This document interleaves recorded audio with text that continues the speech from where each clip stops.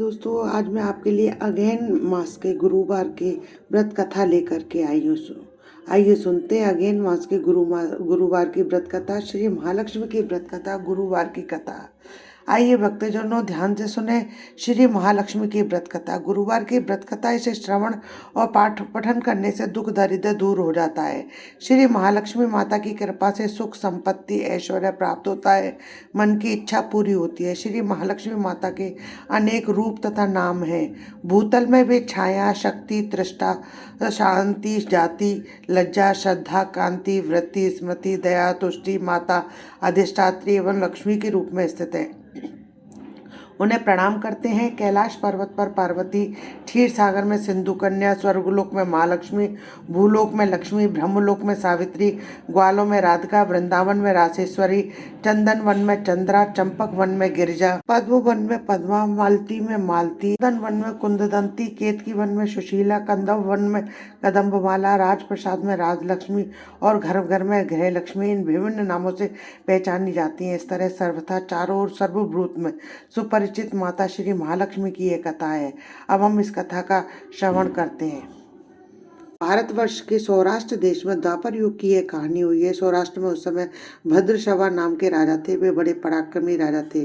4 वेद, 6 शास्त्र, 18 पुराणों का उन्हें ज्ञान था। उनकी रानी का नाम सूरज चंद्र का था। रानी दिखने में सुंदर और सुलक्षणा थी तथा पतिव्रता थी। उन दोनों को 7 पुत्र और उसके बाद एक कन्या का वरदान मिला। कन्या का नाम शाम्बाला। एक बार महालक्ष्मी जी के मन में आया कि जाकर उस राजा के राजप्रसाद में रहे। उससे राजा को दुगनी धन दौलत की प्राप्ति होगी और वह इस धन दौलत से अपनी प्रजा को सुख दे पाएगा। गरीब के घर में अगर रहे और उससे धन दौलत प्राप्त हो तो वह स्वार्थी की तरह केवल अपने ऊपर ही खर्च करेगा। यह सोचकर श्री महालक्ष्मी जी ने बूढ़ी ब्राह्मण स्त्री का रूप धारण किया।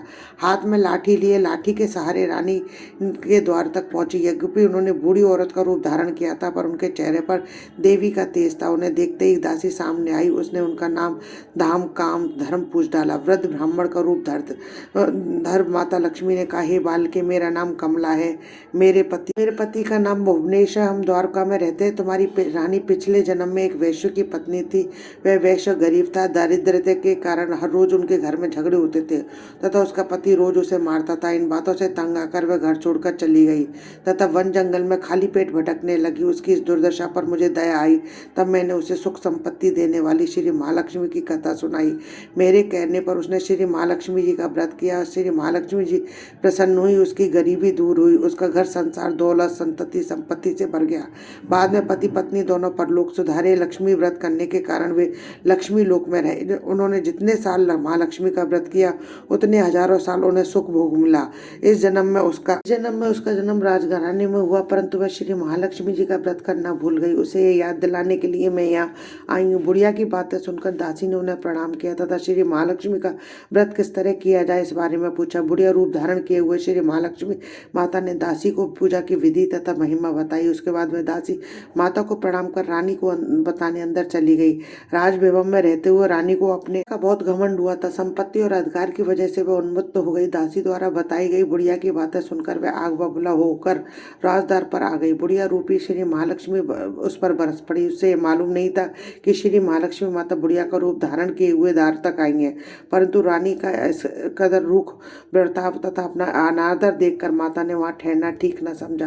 वे वहाँ से चल पड़ी। राह में उन्हें राजकुमारी शाम्बाला मिली।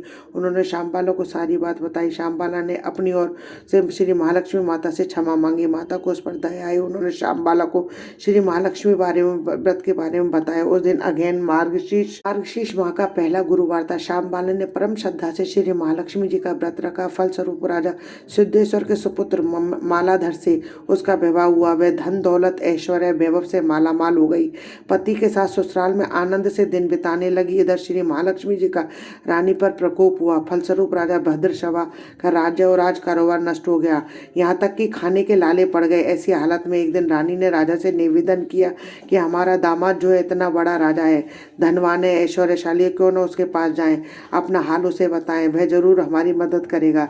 इस पर राजा भद्रशवा दामाद के पास रवाना हुए। राज्य में पहुंचकर एक तालाब के किनारे थोड़ी देर विश्राम लेने के लिए ठहरे तालाब से पानी लेते आते जाते दासियों ने उन्हें देखा। उन्होंने विनम्रता से उनकी पूछताछ की। जब उन्हें मालूम हुआ कि वे रानी श्यामबाला के पिता हैं तो दौड़ते हुए जाकर उन्होंने रानी को सारी बात बताई। रानी ने दासी के हाथ राज परिधान भेजकर बड़े ठाट-बाट से उनका आदर सत्कार किया, खान-पान करवाया। जब वे लौटने लगे तो उन्होंने स्वर्णों की मोहरों से भरा घड़ा दिया। राजा भद्रशर्मा जब वापस लौटे तो उन्हें देखकर रानी सूरजचंद्रिका खुश हुई। उन्होंने सोने की मोहरों से भरे घड़े का मुंह खोल दिया, पर हाय भगवान, घड़े में धन के बदले कोयले मिले। यह सब श्री महालक्ष्मी जी के प्रकोप से हुआ। इस प्रकार दुर्दशा में रानी के कई दिन बीत गए। इस बार रानी स्वयं अपनी कन्या के पास गई। वह दिन अग्रहायण का अंतिम गुरुवार था। श्यामबाला ने श्री महालक्ष्मी का व्रत किया, पूजा की, अपनी माता से भी व्रत कराया। उसके बाद रानी अपने घर आई।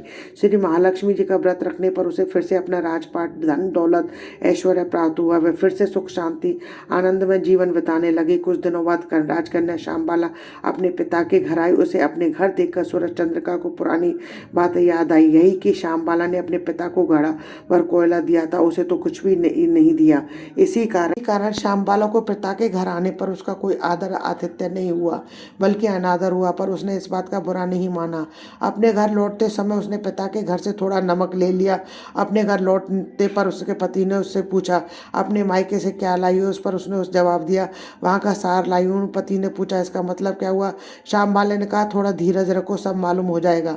उस दिन श्यामबाला ने सारा भोजन नमक डाले बिना बनाया और परोसा। पति ने खाना चखा, सारा खाना बिना नमक का था, इसलिए उसे स्वाद नहीं आया। फिर श्यामबाला ने थाली में नमक डाला, उससे सारा भोजन स्वादिष्ट लगने लगा। तब श्यामबाला ने पति से कहा, यही है वह मायके से लाया हुआ सार। पति को उसकी बात सही लगी। फिर दोनों हंसी मजाक करते हुए भोजन करने लगे। कहा गया है, इस तरह जो कोई भी श्रद्धा भाव से श्री महालक्ष्मी जी की पूजा करे उसे माता की कृपा प्राप्त होती है, सुख संपत्ति शांति प्राप्त होती है, सभी मनोकामनाएं पूरी होती है। परंतु यह सब प्राप्त होने पर माता की पूजा को भूलना नहीं चाहिए। हर गुरुवार को व्रत पाठ अवश्य करना चाहिए। इस तरह महालक्ष्मी जी की महिमा भक्तों की मनोकामना पूरी करती है। बोलो श्री महालक्ष्मी जी की गुरुवार की कथा संपूर्ण हुई। दोस्तों, यदि वीडियो अच्छा लगे तो लाइक और शेयर कीजिए। यदि चैनल को आपने अभी तक सब्सक्राइब नहीं किया है तो उसे सब्सक्राइब करना ना भूलें।